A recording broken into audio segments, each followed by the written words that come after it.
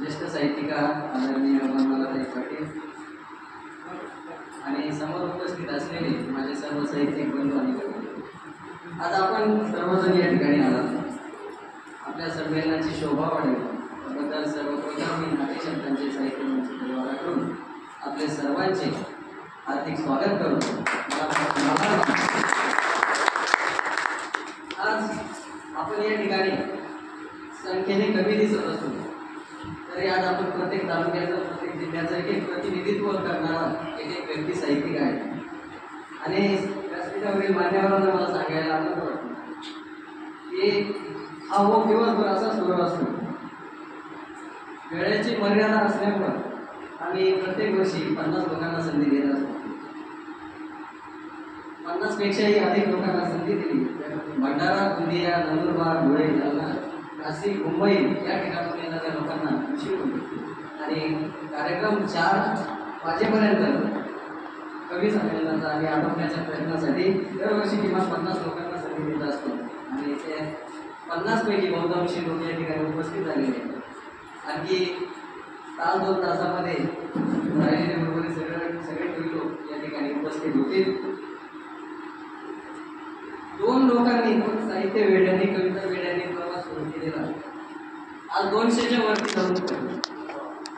आणि 5 वर्षापूर्वी साहित्य क्षेत्रात लावलेलं हे छोटंसं रोपटं आज ज्यांचा आकार घेत आहे आणि भविष्यात तुमच्या सगळ्यांच्या सहकार्याने सोबतीने याचा वटवृक्ष झाल्याशिवाय राहणार नाही अशी मला खात्री वाटते.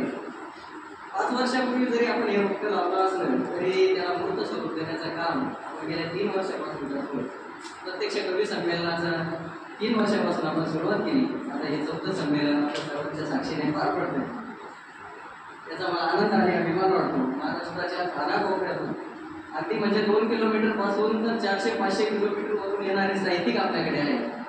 आणि या कार्यक्रमाचं वैशिष्ट्य सांगायचं असतं की हे 400 किलोमीटर पासून येणारे लोक सुद्धा आपल्या कार्यक्रमाला संध्याकाळपर्यंत, कार्यक्रम संपेपर्यंत थांबतात, उपस्थित असतात. कुणी जाण्याची घाई करत नाही किंवा मला अर्ध्यातून जाऊ द्या असा अट्टास करत नाही. आणि त्या कार्यक्रमाची यशस्वीता जर कोणती असेल तर ती खरी यशस्वीता ही आहे असं मी नेहमी सांगत असतो आणि असं मी समजतो. मित्रांनो, हे सगळं केव्हा होत आहे का 3 मिनिटाच्या कवितेसाठी आपण 200-300 किलोमीटरवरून येतो, प्रत्येक ठिकाणी जात असतो. जेव्हा एखाद्या गोष्टीचं ध्येय असतं त्या गोष्टीसाठी आपण धडपडतो तेव्हा या गोष्टी होत असतात. आणि खरं तर एका 3 मिनिटाच्या कवितेसाठी, 5 मिनिटाच्या कवितेसाठी आपण अक्षरशः वेडे झालेलो आहोत. आणि या सगळ्या आमच्यासारख्या वेड्या लोकांच्या कार्यक्रमाला व्यासपीठावरील धन्य लोक आले हा खरं तर आमचा बहुमान. आणि हा सन्मान तुम्ही आमच्या व्यासपीठावर येऊन आमचा केला त्याबद्दल तुमचे खूपसे आभार मानतो. आज माणसापासून दूर चाललेली, विचारापासून दूर चाललेली. आणि म्हणून हे माणसं जपण्याचं, विचार पेरण्याचं जे काम आहे तो कवी करत असतो. आणि या कवींचा आपला जो परिवार आहे तो परिवार हे विचार पेरण्याचं, माणूस पण जगण्याचं, टिकवण्याचं काम करतोय. त्यातून ते परिवारातले सदस्य एकमेकाचे आपल्या घरातील सदस्यांप्रमाणे झालेले आहेत. आणि म्हणून त्या शब्दांनी जे नाते जुळवले त्या परिवाराला आपण नाते शब्दांचे साहित्य मंच असं नाव देतो. समूहाला परिवाराला नाव देण्याचं कारणच ते आहे की आपण आपल्या सगळ्यांनी एकमेकांना नात्यांमध्ये घट्ट बांधून ठेवलंय. आणि आपल्या ब्रीदवाक्य जर तुम्ही वाचलं असेल तर सेवा परमो धर्म, बिना शब्दांची गुंफण नात्याची असं आपण दिलेलं आहे. हे सगळं करत असताना अनेक अडचणी यापूर्वी आलेल्या आहेत, येत असतात. यापैकी आपल्यापैकी कुणी आयोजक असतील त्यांनाही माहिती आहे कार्यक्रम करताना किती अडचणी येतात किंवा परिवार चालवताना वाटचाल करताना किती अडचणी येत असतात. त्या अडचणींचा पाडा मला मुळीच या ठिकाणी वाचायचा नाही. परंतु या अडचणींना सामोरं जात असताना जेव्हा आपल्या मंचामधून एखादा साहित्यिक नावारूपाला आला, नामवंत झाला तर या मंचाचा खरा उद्देश सफल झाला असं आम्ही समजतो. आणि ही साहित्यिक वाटचाल करत असताना, हा मंच परिवार चालवत असताना, हे आयोजन करत असताना खरं तर मी एकटा काही करत नाही. माझी संपूर्ण आयोजक समिती आहे ती सगळं करते. आणि ही आयोजक समितीनं मला माझ्यासारख्या सगळ्या बाबतीत म्हणजे आर्थिक असेल, शारीरिक असेल, सगळ्या बाबतीत उभ्या असणाऱ्या माणसाला अध्यक्ष केलं. खरं तर आमच्यामध्ये कोणी अध्यक्ष नाही, सदस्य नाही, जी काही सगळी टीम असेल ती अध्यक्ष नाही. सगळी समिती सदस्य आहेत असं आम्ही समजतो. आमच्या आयोजक समितीचं आणखी एक दुसरं वैशिष्ट्य मी आवडतं सांगू इच्छितो या ठिकाणी की कुणालाही गर्व नाही, कुणाच्याही मनात स्वार्थ नाही की अहंकार नाही. आणि मी मागील वर्षाप्रमाणे याही वर्षी पुन्हा एकदा सांगतो, ज्या दिवशी आम्हाला गर्व होईल, आमच्या मनात काहीतरी हे आयोजन करताना स्वार्थ येईल, अहंकाराचा वारा लागेल, त्या दिवशी आपण हा समूह ही संस्था विसर्जित करून टाकू अशी आम्ही सगळ्यांनी भूमिका बांधली. आणि म्हणून हे आजपर्यंत सर्व काही सुरळीत आणि दादा असतील, बापू असतील, गेलेही कार्यक्रमाचे आपले साक्षीदार आहे आणि आज चौथ्या कार्यक्रमाचे साक्षीदार आहे. दादा आणि बापू आता आम्हाला वेळ वाटत नाही, आमच्या परिवारातले सदस्य वाटतात. त्यांचे आमचे इतके अतूट संबंध झाले की नाते शब्दांचे साहित्य परिवार आणि दादा आणि बापू हे एक आहे असं आम्हाला वाटतं. आता हे दादांच्या तारखा जर बघितल्या तुम्हाला सगळ्यांना माहिती आहे की दादांच्या आजही तारखा शिल्लक नसतात, पण कोपऱ्यावरचा कार्यक्रम म्हटला का दादा नाही म्हणत. एखादी तारीख तिकडची दादा कॅन्सल करत असतील कदाचित आमच्यासाठी आम्हालाही शंका यायला लागली.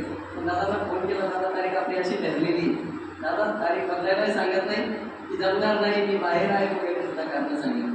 म्हणजे इतके दादा आम्हाला आमच्या परिवारातले दैवत आहे.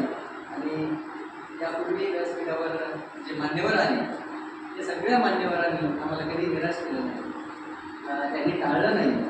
आज एक दोन मान्यवरांची अनुपस्थिती आहे, परंतु त्यांनी फोनवरती सांगितलं, मेसेज करून सांगितलं की मला उपस्थित असण्याचा प्रयत्न करू. म्हणजे हे सगळे मान्यवर आम्हाला येऊन आमच्या पाठीवर शाबासकीची प्रेरणेची थाप देतात. त्यापेक्षा आणखी काय पाहिजे आमच्यासारख्या साहित्य.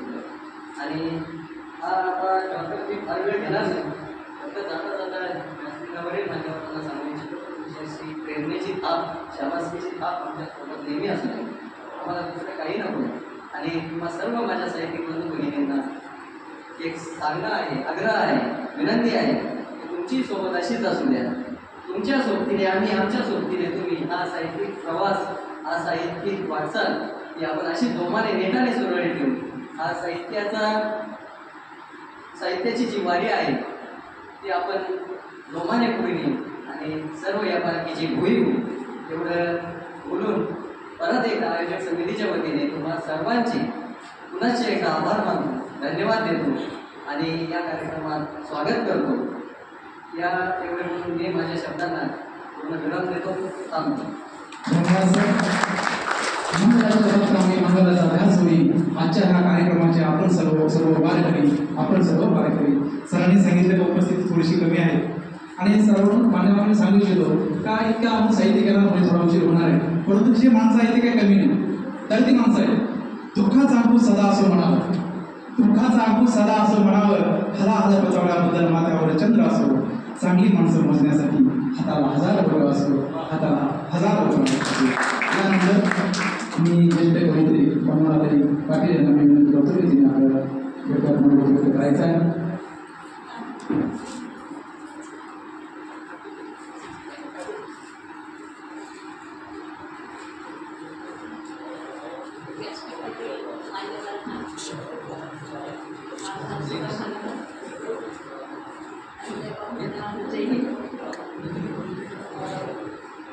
मी जालन्याहून आले.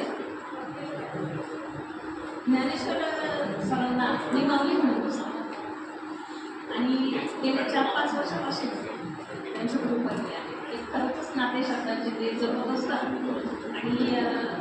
त्याच्यात मला काही अडचण जर आली किंवा मला काही प्रश्न पडला तर मी माऊलींना फोन करते आणि विचारते. एवढ्या मोठ्या मनाचा माणूस या काळात अशी मुलं आहेत त्याचा मला अभिमान वाटतोय. आणि आज कार्यक्रमाच्या दिवशी सरांनी जे मानाचं स्थान दिलं त्याच्यामुळे त्यांची मनस्वी वाढवते, त्यांचे पुढचे पण मनस्वी वाढवते आणि माझ्या शब्दाला धन्यवाद. यानंतर आपल्या या कार्यक्रमाचे जे अध्यक्ष आहेत त्यांचा परिचय मी आमच्या या मंचाच्या सचिव श्री सौ चंदनाताई यांना विनंती करतो की त्यांनी अध्यक्षांचा परिचय करून द्यायचा आहे.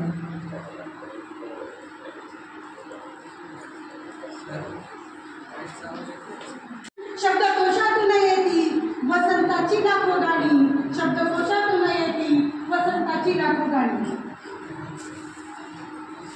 लेकराची होती आई पाखराची होती मुळी, लेकराची होते आई पाखराची होते मुळी, रान वाळा कौतुकानं माऊलीचं गुण गाई, माऊलीचं गुण गाई. दादांच्या जबरदस्त अशा कविता आहेत की त्या ऐकल्या की माणसाच्या अंगाला अक्षरशः काटा उभा राहतो. दादा म्हणतात देवा तुझी पंढरी, देवा तुझी पंढरी बघ नांदते अंतरी, देवा तुझी पंढरी बघ नांदते अंतरी, वाळवंटी नाचुनिया एक झालो भीमा तिरी, वाळवंटी नाचुनिया एक झालो भीमा तिरी. चंद्रकांत दादांच्या कविता जणू अंगावर काटाच उभं राहतं आणि त्या कविता सोबत दादा प्रत्येकाच्या होऊन जातो व त्यांची वाणी त्यांच्या मनातून निघालेले एक शब्द काय जादू आहे त्यांच्या आवाजात. त्यांचा आवाज ऐकण्यासाठी अनेक साहित्यिक संपूर्ण महाराष्ट्रातून वर्णी लावत असतात. म्हणजे दादा जिथे असेल तिथे प्रत्येक साहित्यिक जाण्याचा प्रयत्न करतोच की दादाला ऐकण्यासाठी. म्हणजे चंद्रकांत दादांची जी वाणी आहे ती ऐकण्यासाठी म्हणजे प्रत्येक आठवलेला असतो. जो कसं ऐकलं तर ऐकलं दादांना तो नेहमी त्यांना ऐकण्यासाठी नक्कीच त्या जिथे संमेलन असेल तिथे गेल्याशिवाय राहत नाही. साहित्यावर साहित्यिकावर अगदी अतोनात प्रेम करणारे ज्यांना महाराष्ट्रामध्ये एक बाप माणूस म्हणून ओळखलं जातं असे आदरणीय म्हणजे चंद्रकांत ज्येष्ठ लेखक साहित्यिक वानखेडे दादा यांचा परिचय करून मिळण्याचे भाग्य मला लागलं. त्यापेक्षा ते भाग्य दुसरं करू. महाराजांचा एक बुलंद आवाज बुलंद तो म्हणून त्यांना संपूर्ण महाराष्ट्र ओळखलं जातं. त्यांचा परिचय सांगायचं म्हटलं तर इतका वेळ लागेल. एवढा मोठा दादांचा परिचय आहे, अनेक पुरस्कार त्यांना प्राप्त आहे, तो थोडक्यात सांगणं शक्य नाही. परंतु आपल्याला एक परिचय देणं गरजेचं असतं कारण ती जी व्यक्ती अध्यक्ष म्हणून तिचा परिचय हा या मुख्य कार्यक्रमाचा एक मोठा आत्मा असतो. कारण ती व्यक्ती किती मोठी आहे किंवा तिचं काय कर्तृत्व आहे ह्या परिचयातून आपल्याला कळत असतं. दादांचा परिचय एवढा मोठा इतके पुरस्कार त्यांना मिळालेले आहेत, अनेक ठिकाणचा अध्यक्ष सगळं पुरस्कार आहे. पण थोडक्यात काही पुरस्कारांबद्दल दादांचं त्यांच्या पुस्तकातून थोडक्यात सांगणार आहे. दादांचं पूर्ण नाव चंद्रकांत वानखेडे यांनी प्रकाशित त्यांची एकूण 14 काव्यसंग्रह आहेत. त्यांचे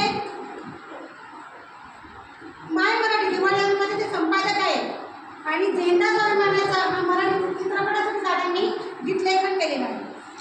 त्यांना अनेक पुरस्कार मिळालेले आहेत. अनेक साहित्य संमेलनात महाराष्ट्र असो महाराष्ट्राच्या बाहेर अनेक साहित्य संमेलनात दादा अध्यक्षपद त्यांनी भूषवलं आहे. उद्घाटक म्हणून दादा गेलेले आहेत. तसंच अनेक कवी संमेलन त्यांनी साजरे करा. अखिल भारतीय साहित्य संमेलन असो अनेक कवी संमेलनांना स्वतः त्यांना निमंत्रित म्हणून सुद्धा दादा तिथे बरेच वेळ गेले. त्यांना मिळालेल्या पुरस्कारामध्ये गदिमा काव्य पुरस्कार 2002, आदर्श शिक्षक पुरस्कार 2003, काव्य पुरस्कार, बहिणाबाई चौधरी काव्य पुरस्कार, राष्ट्रीय बंधुता साहित्य परिषदेचा लोकगायक प्रल्हाद शिंदे पुरस्कार, लोकशाही अण्णाभाऊ साठे पुरस्कार, पद्मश्री नारायण सुर्वे सनद पुरस्कार. इतका मोठा पुरस्कार दादांना 2011 मध्ये मराठी साहित्य कला प्रसार पुणे येथून मिळालेला आहे. पद्मश्री नारायण सुर्वे वारसदार पुरस्कार त्यांना मिळालेला आहे. नवरत्न काव्य सन्मान, आई काव्य सन्मान पुरस्कार, जगद्गुरु संत तुकाराम महाराज पुरस्कार, खानदेश रत्न पुरस्कार म्हणून त्यांना खानदेशी आई आणि कस्तुरी साहित्य संमेलनातून मिळालेला आहे. तसंच हिंदू हृदय सम्राट बाळासाहेब ठाकरे स्मृती पुरस्कार त्यांना 2011 मध्ये मिळालेला आहे. सिनेसृष्टीतील अभिनेता निरू फुले कलागौरव पुरस्कार दादांना मिळालेला आहे.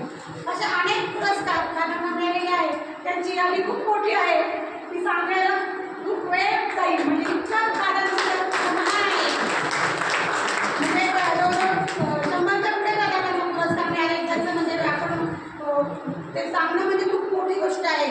आणि अशी मोठी व्यक्ती आपल्याला आज दादांची जवळजवळ आपल्याकडे 30वी वेळ येण्याची आणि त्यांचा अध्यक्षपद त्यांनी भूषवलेलं आहे. आपल्यासाठी खूप मानाची गोष्ट आहे. आमच्या सर्व नाट्यशास्त्राच्या टीमसाठी खूप गौरवाची गोष्ट आहे.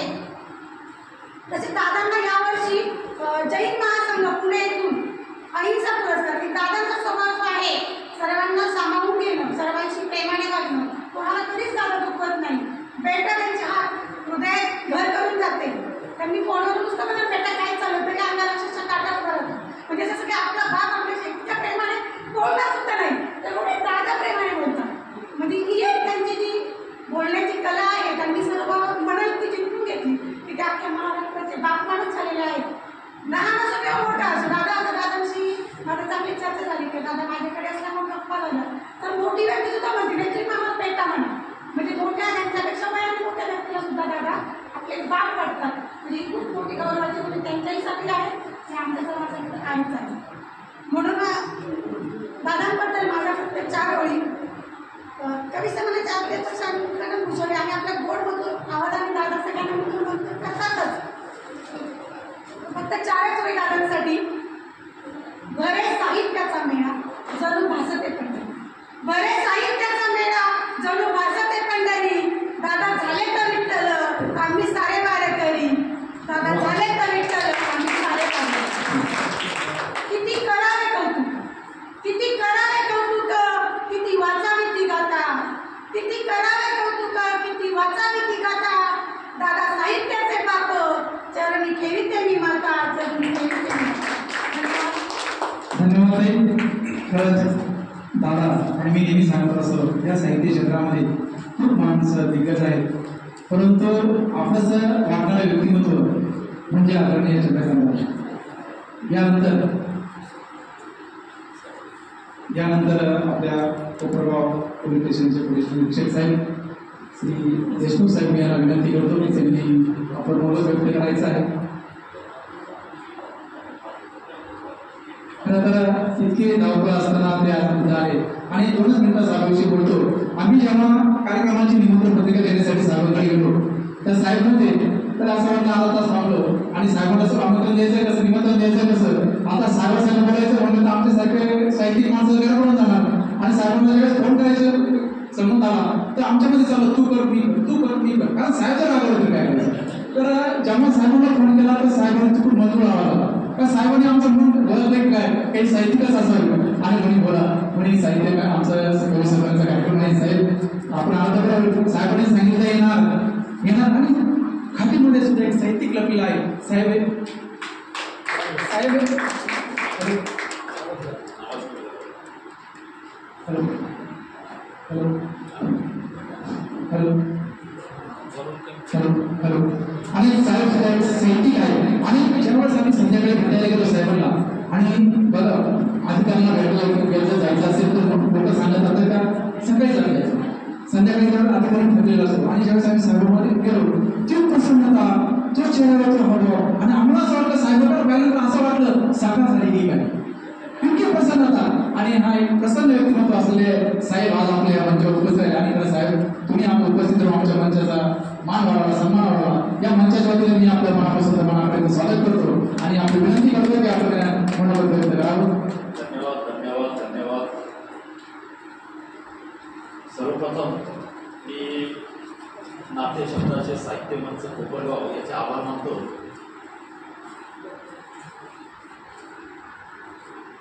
सन्माननीय व्यासपीठ एवढे मोठे बाप माणसांवर मी छोटासा माणूस बोलणं म्हणजे काय काय बोलावं आणि साहित्य क्षेत्रामध्ये इतकी मोठी ज्यांची उंची की आपण विचार नाही करू शकत.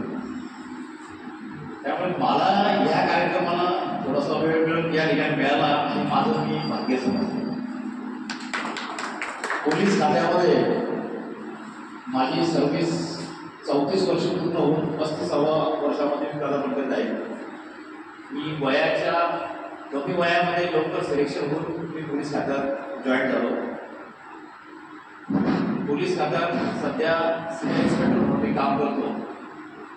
पण पोलीस विभाग नुसता पोलीस विभागच नाही काम न करता एक सामाजिक बांधिलकी राखून मी प्रत्येक जिल्ह्यांमध्ये तालुक्यांमध्ये पोलीस स्टेशनला काम केलं आणि प्रत्येक कार्यक्रमाला उपस्थित राहण्याचा प्रयत्न केला.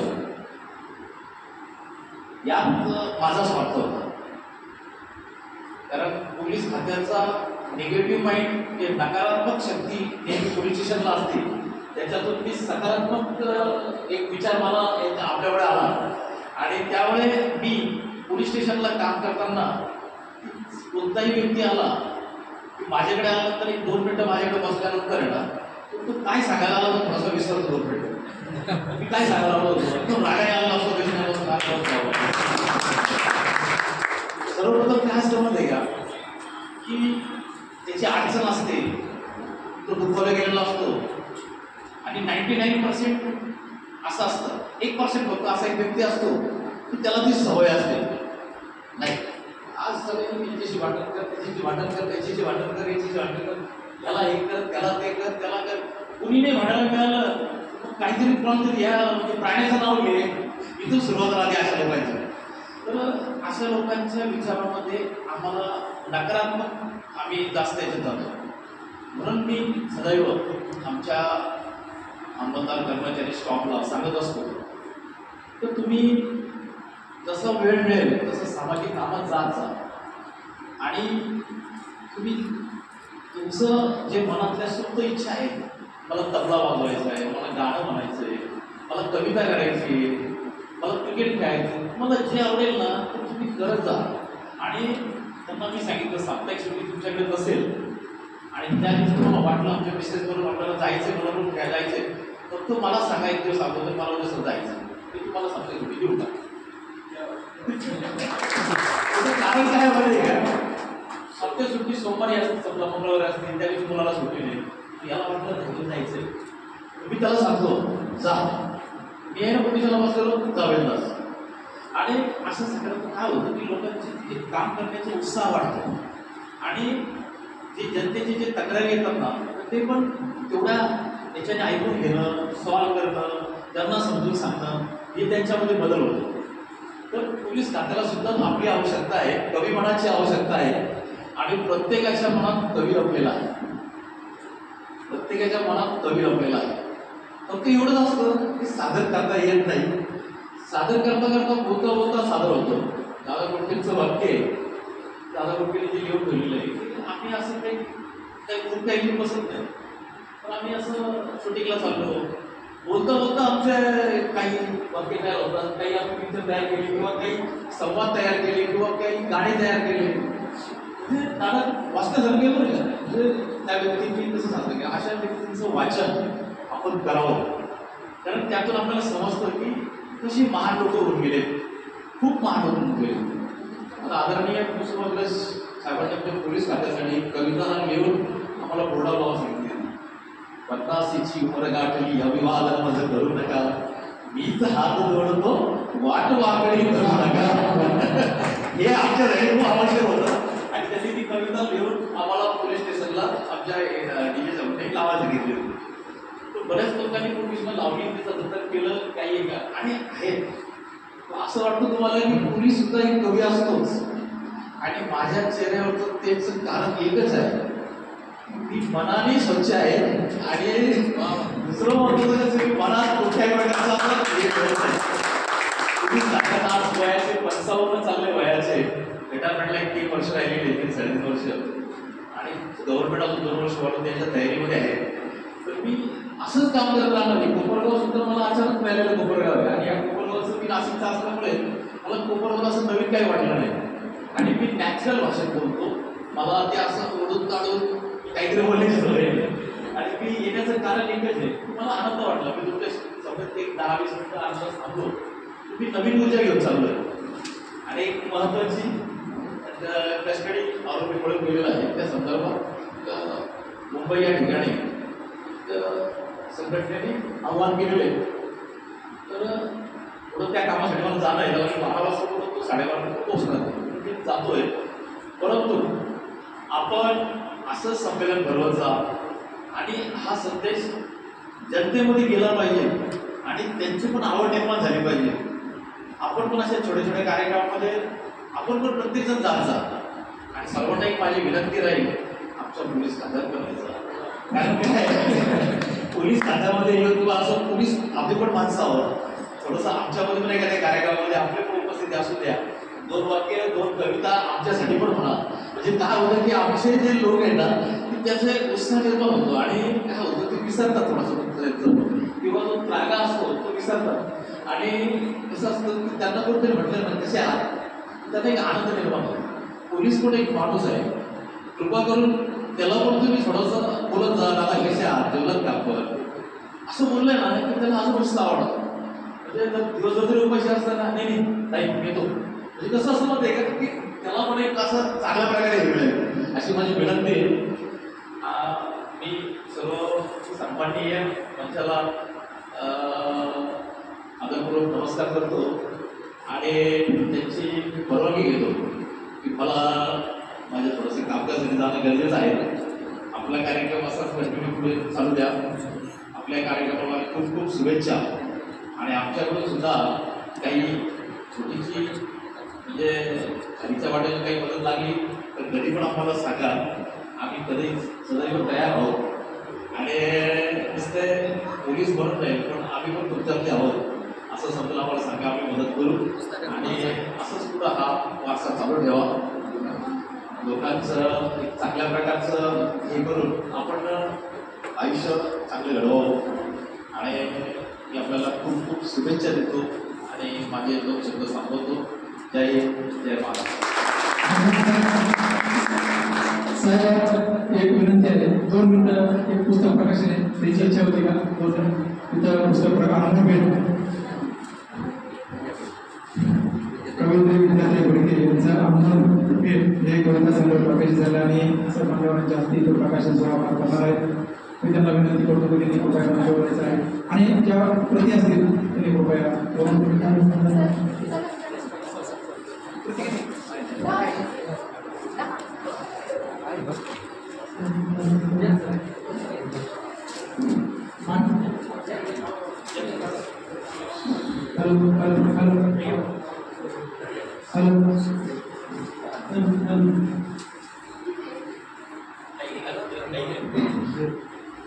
अनमोल भेट ही निश्चितच त्यांचा काव्यसंग्रह आज उद्घाटन झाल्यानंतर प्रकाशित झाल्यानंतर आपल्या वाचनाला मिळणार आहे. विद्यार्थी घोडके या प्रतिभावंत कवी आपल्या या मंचाला उपस्थित राहून ही शोभा वाढत असतात. गेल्या मागच्या 2-3 वर्षापासून या सक्रिय सदस्य सुद्धा आहेत आणि सर्वांच्या मान्यवरांच्या उपस्थितीमध्ये त्यांच्या अनमोल भेट या कविता संग्रहाचं प्रकाशित होत आहे. विद्यार्थी घोडके अनमोल भेट यांच्या कविता संग्रहाचं नाव आहे अनमोल भेट. खरं तर कार्यक्रमामध्ये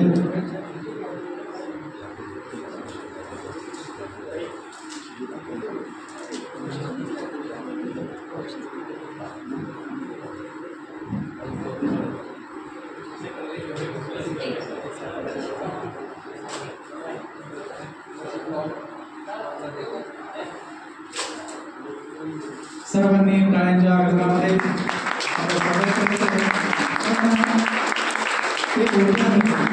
आपल्या टाळ्याने गुंजवले आणि त्या टाळ्यामध्ये एका काय म्हणतात त्याला इथे गदिमा लपलेली असते का नकळत आपल्या टाळ्यांनी आत्मविश्वास वाढतो आणि आखीर लिखाणास बळ मिळते. तर कृपया आपण या मंचासाठी या मान्यवरांसाठी आणि या ताईंसाठी एकदा टाळ्या वाजवल्याच पाहिजे. आणि मला असं वाटतं तो सगळा सांभाळच वाटतं का टाळ्या वाजवायला पाहिजे. आपण सगळे विद्वान आहात, मला असं वाटतं पुन्हा सांगण्याची वेळ येणार नाही. तर सर्वांनी टाळ्या वाजवायच्या आहे. असंच कधी वेळ आताही येणार आहे.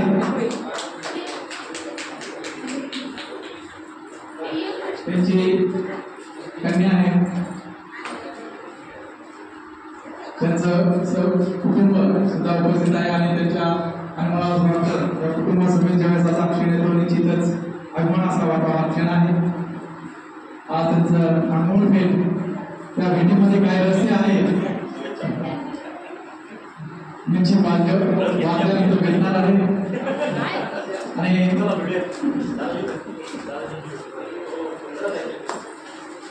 देशमुख साहेबांना हे ज्यावेळेस उपाध्यक्ष होते, राज्यमंत्रीचा दर्जा होता 4 वर्ष, आतापर्यंत मानंदाला म्हणजे महाराष्ट्र राज्य उत्पादक संघ आतापर्यंत 4 वर्ष सलग असलेले अध्यक्ष आहेत. ज्यावेळेस लाल दिव्याची गाडी, शासनाची गाडी मिळाली त्यावेळेस हे बापू ज्यावेळेस मुंबईला जात असेल तर ज्यावेळेस गावाकडे येत असेल त्यावेळेस आपल्या गावाकडे म्हणजे ज्यावेळेस जिल्ह्याला सुरुवात होईल त्यावेळेस ड्रायव्हरला सांगायचे ते दिवा उतरून ठेवा, दिवा उतरायचे गाडीमध्ये ठेवायचे आणि बिगर जोडा होता हे आपल्या घरी यायचे. घरी आल्यानंतर यांची जी शासनाची गाडी असते ती त्यांच्या शेडमध्ये लावणार आणि स्वतःची गाडी म्हणून या तालुक्यामध्ये फिरणार. त्यांचा जो शासनाचा ड्रायव्हर होता तो सुद्धा तो आराम करणार आणि स्वतःचा खाजगी ड्रायव्हर घेऊन या तालुक्यामध्ये फिरणार. कधी कधी आम्ही ज्यावेळेस वस्तीवर जायचो त्यावेळेस त्यावेळेस गाडी बापूंची गाडी असायची आणि विशेष म्हणजे 4 वर्ष गाडी शासनाची होती, घरातला कुटुंब काही सदस्य त्या गाडीमध्ये बसला आणि म्हणून असे चांगलं असं आदर्श आहे माणसं आहे आणि म्हणून बापूंचं एकदा टाळ्याच्या गजरामध्ये स्वागत केलं पाहिजे. आणि दुसरं आहे, बापू देशाने वकील आहे, हायकोर्टामध्ये त्यांनी प्रॅक्टिस केली आहे. तत्कालीन उपमुख्यमंत्री रामराव आदी साहेब यांच्यासमोर त्यांनी 1 वर्षभर त्यांनी प्रॅक्टिस केलेली आहे आणि असा हा जमीन असलेला माणूस. आणि ज्यावेळेस साहित्य क्षेत्रामध्ये नाव घेतलं जातं त्यावेळेस आमच्या गावामध्ये साहित्याचा माणसाचा भरपूर प्रयत्न करणारा व्यक्ती. आमचा सत्कार सगळ्या साहित्याला एकदा गावामध्ये मोठा कार्यक्रम घेऊन आमच्या गावामध्ये जे साहित्यिक असेल, नवीन कुठेतरी गेलेले मुलं असतील आणि गावाला प्रेरणा मिळावी त्यांचा एक हेतूची सन्मान यांच्या हस्ते त्यांच्या मार्गदर्शनाखाली आमचा झालेला आहे. आणि निश्चित त्याला त्यावेळेस समोरच्याला मोठं करायचं त्यावेळेस आपणही मोठं असतो, मन मोठं असतं म्हणून असे आहे. हे 4थे संमेलन आहे, या 4थीचे बापू साक्षीदार आहे, तुमच्यासारखे बापूंनी साक्षीदार आहे. आमच्या कुटुंबातले कधी कुटुंब प्रमुख झाले हे आम्हाला समजलं नाही आणि मी विनंती करतो बापूंना की मनोगत व्यक्त करावं.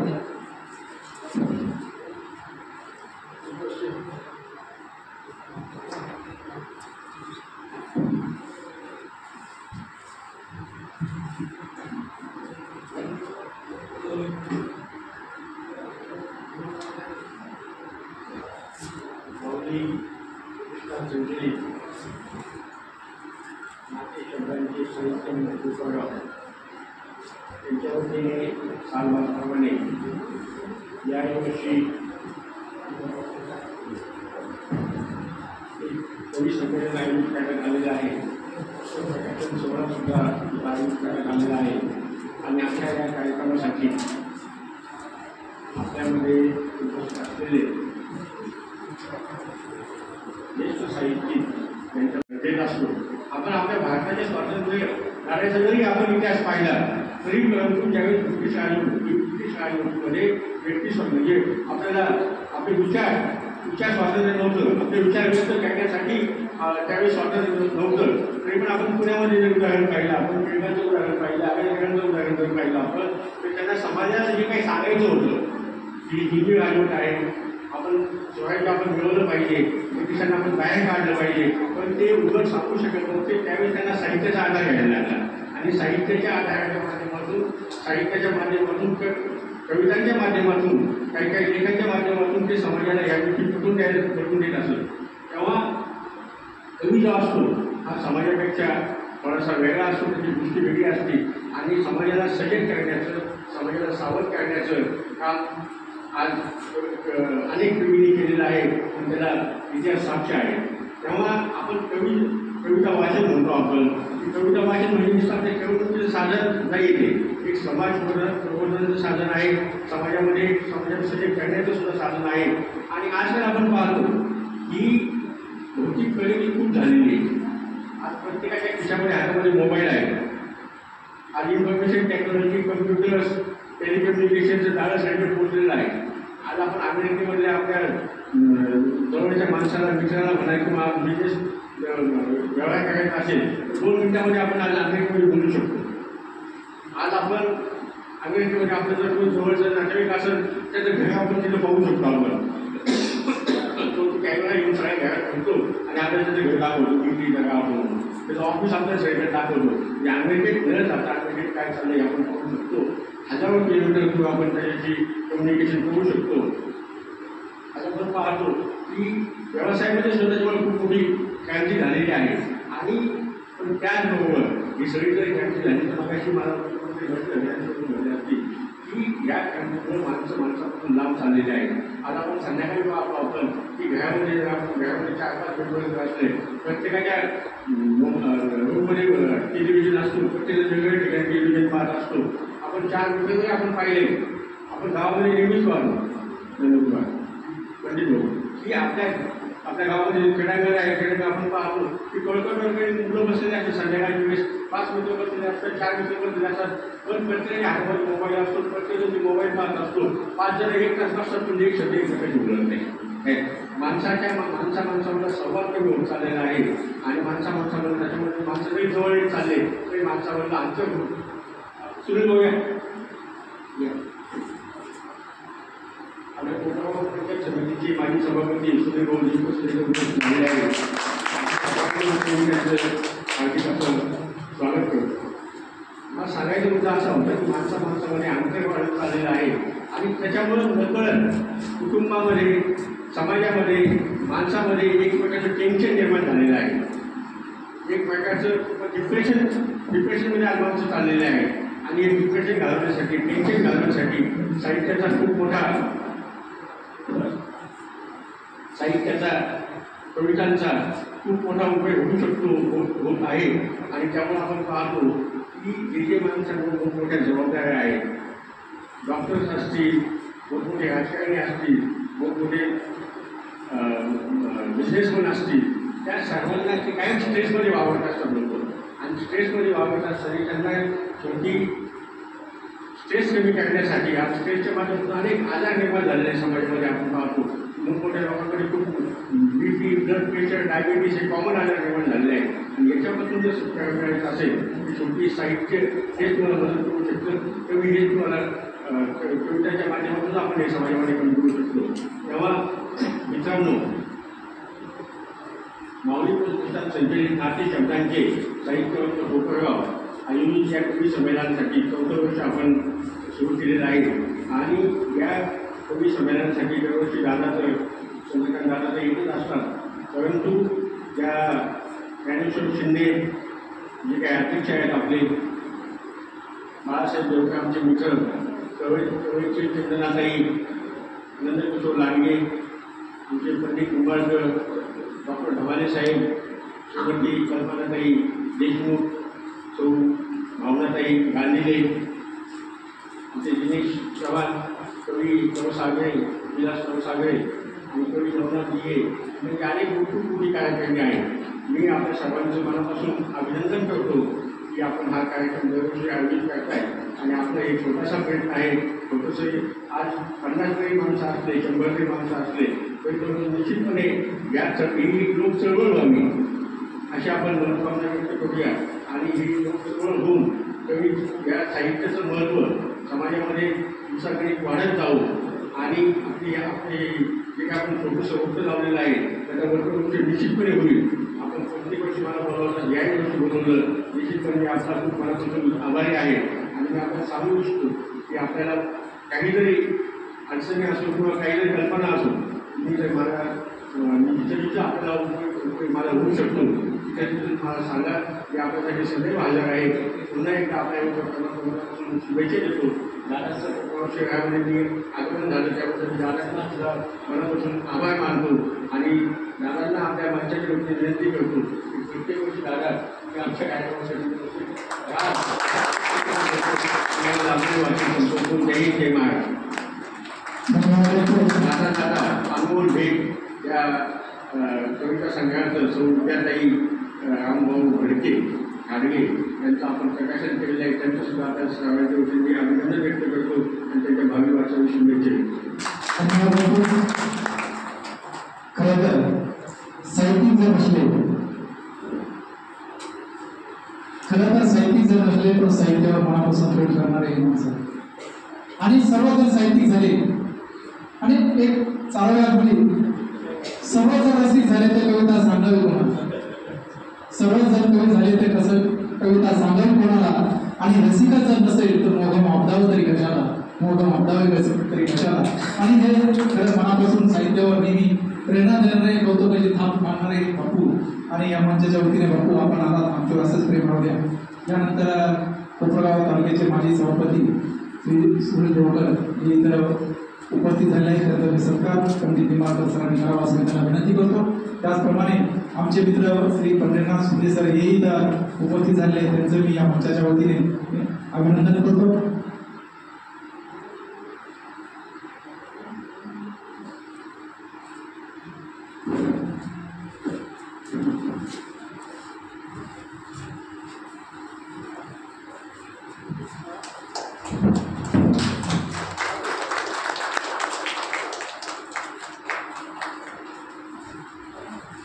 जिंदगी में बस दिल जिताने का मकसद रखो, जिंदगी में बस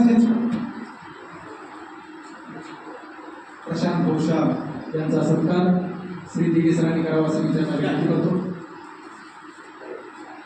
जिंदगी में मंदिर जिताने का मकसद रखो, दुनिया जीतकर तो सिकंदर भी खाली हाथ गया था, दुनिया जीतकर सिकंदर भी तो खाली हाथ गया था. त्यानंतर दिघे सरांना मी विनंती करतो की त्यांनी त्यांचा सत्कार करावा.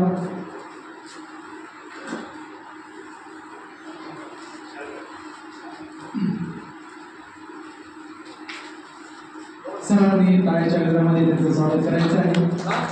कार्यक्रमाची उशीर झालेला आहे. आपण सर्व दादांचा भाषण ऐकण्यासाठी थांबलेलो आहोत किंवा आपले काम ते अजून पातळलेले आहे.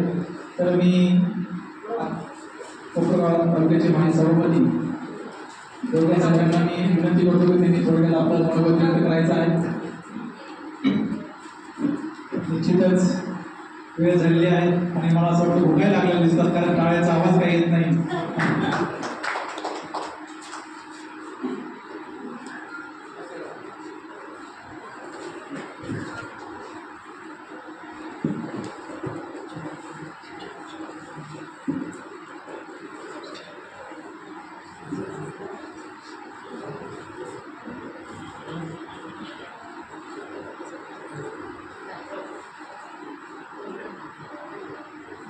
आज आपल्या कोपरगाव येथील मौलिक प्रतिष्ठान नाते शब्दाचे साहित्य मंच कोपरगाव यांनी आयोजित केलेल्या सोमते भव्य राज्यस्तरीय कव्य संमेलन व पुस्तक प्रकाशन सोहळा या सोहळ्याला उपस्थितीत संमेलनाचे अध्यक्ष आदरणीय चंद्रकांत दादा, त्याचप्रमाणे आमचे मार्गदर्शक महानंदाचे माजी अध्यक्ष, आमचे परिवाराचे मार्गदर्शक आदरणीय राजेंद्र बापू जाधव, इथं मंच उपस्थित ताई आणि प्रथमतः दादा काही गरिबीमध्ये काही कार्यक्रम थोडासा राहिलेला आहे. तर जे आपलं प्रकाशन झालं अमोल भेट, आता त्यांनी अमोल भेट काय दिली ही काय का वाचल्याशिवाय सांगता येणार नाही, ती वाचावं लागेल. त्याच्यामध्ये अनमोल काय आहे आणि निश्चितच ज्यांना ज्यांना हा या जगप्रती या सरकारच्या प्रती मिळाल्या असतील त्यांनी कृपया त्याचं वाचन करावं. मी त्यांना विनंती करतो की आपण थोडक्यात 2-3 मिनिटांमध्ये आपलं मनोगत व्यक्त करावं. हे दुसरं सत्र चालू होत आहे.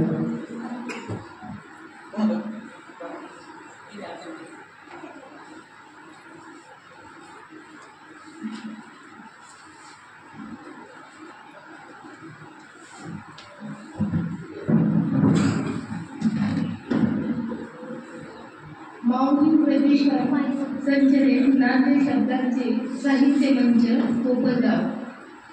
आज आपण इथे 4थे भव्य राज्यस्तरीय काव्य संमेलन यासाठी जमलेलो आहे. आदरणीय व्यासपीठ सगळ्यांची नावं घेत नाही, कमी वेळ असल्यामुळं आदरणीय व्यासपीठ व इथे बसलेल्या सर्व बंधू आणि भगिनींनो, आज माझ्या पुस्तकाचे अनमोल भेट या कथासंग्रहाचे प्रकाशन झाले. माझे 2 कथासंग्रह उठे तुफान काळजात आणि दुसरा स्मृती हे 2 कविता संग्रह प्रसिद्ध आहेत बघा. आणि त्याला पण राष्ट्रीय पुरस्कार 7 ते 8 राष्ट्रीय पुरस्कार भेटले आहेत. तर अनमोल भेट हा कथासंग्रह यामध्ये 12 कथा आहेत आणि एकदम साध्या सोप्या भाषेमध्ये लिहिलेलं आहे.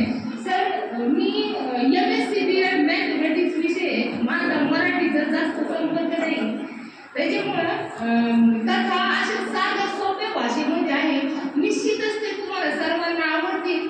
आणि माझ्या ह्या कथासंग्रहामध्ये 12 कथा असून पहिली जी कथा आहे अनमोल भेट, तर ही कथा माझ्या वैयक्तिक स्वतःच्या जीवनावर आधारित आहे.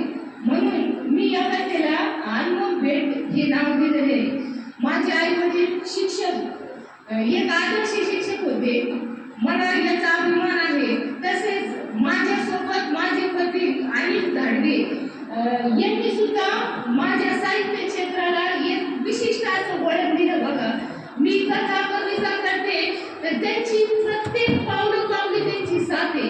माझा पहिला कविता संग्रह माझ्या आई वडिलांनी प्रकाशित केला स्मृती, आणि माझा दुसरा कविता संग्रह माझे पती अनिल घाडगे यांनी प्रकाशित केला, आणि ही अनमोल भेट त्यांनी मला अचानक दिली. म्हणून या कथा संग्रहात जेव्हा तुम्ही वाचन करताना निश्चितच असे जाणवेल की हा कथा संग्रह एकदम साध्या सोप्या भाषेमध्ये लिहिलेला आहे, आणि सर्व कथा हे माझ्या स्वरचित आहे. फक्त पहिली एकच कथा ही मी वैयक्तिक जीवनावर आधारित माझ्या मिस्टरांनी मला दिलेली भेट म्हणजे हे अनमोल हे पुस्तक आहे. त्यांनी अचानक मला सांगितलं की हे पुस्तक मी प्रकाशन करण्यासाठी दिलेले आहे. सर्व कथा माझ्या डायरीमध्ये होत्या, आणि त्यांनी अचानक दिलेली भेट म्हणून ते अनमोल भेट. तसेच ह्या कथेला शेंडके सर PhD न्यूयॉर्क कॉमर्स या कॉलेजचे मराठी विषयाचे अध्यापक आणि हेड ऑफ डिपार्टमेंट शेंडके सर यांनी प्रस्तावना दिलेली आहे. तसेच आमच्या शाळेचे मुख्याध्यापक आणि माझे गुरु कलापुरे सर यांच्या शुभेच्छा याला लाभलेल्या आहेत. तरी मला हा कथा संग्रह वाचकाच्या हाती देताना अत्यंत आनंद होत आहे. सर्वसाधारण आणि सर्व घरावरील कथा यामध्ये आहे. ठीक आहे, एवढे बोलून प्रत्येक यशस्वी पुरुषाच्या पाठीमागे एक स्त्री असते, पण प्रत्येक यशस्वी स्त्रीच्या पाठीमागे सुद्धा एक पुरुष असतो. बायकोच्या कटाची दखल घेणारा नवरा आणि नवऱ्याच्या छोट्या मोठ्या कर्तृत्वाचा अभिमान बाळगणारी ती बायको, हे कधी जर जमलं तर भले भले संसार सुखी होतात. आणि ताई, तुमच्या पाठीमागे तुमचं कुटुंब पुढे उभं आहे, नाहीतर साहित्यातच खूप आवडलं पाठीमागे शक्यतो कशाला म्हणता काय ते धंदे कशाला घेऊन बसले, नाही हा त्रास होतो. खरं आहे नाही, आपलं काय करणं थोडंच सर, पण आपण जरा बरे अजून जागे. यानंतर मी प्रथमतः पहिल्यांदा विनंती करतो आणि एक छोटीशी आपल्या देशमुख या स्त्री संस्थान आपली भावना असेल, हे या टीमचे सगळे टीममधले सदस्य आहेत, त्यांना विनंती करतो की आपण यावर मंचावर बसलं तर बरोबर. देशमुख या स्त्री भावना असेल, खरे कष्ट घेतलेले या माणसांनी कुठेतरी. यानंतर मी कवयित्री श्रावणी ज्ञानेश्वर शिंदे, दादाची कन्या आहे.